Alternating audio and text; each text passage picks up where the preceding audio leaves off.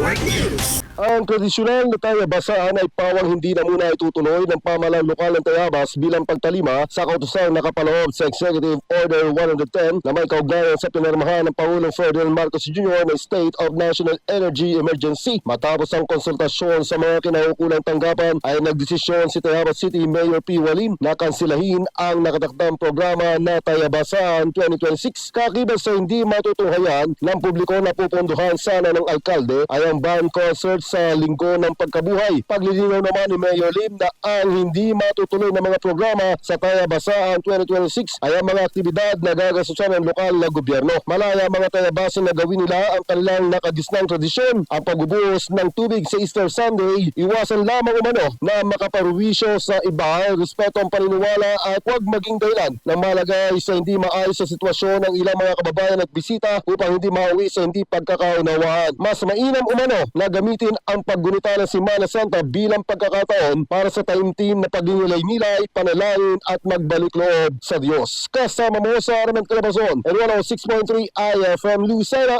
Idol, Edgardo Masada, Tatak, RMN RMN Network News.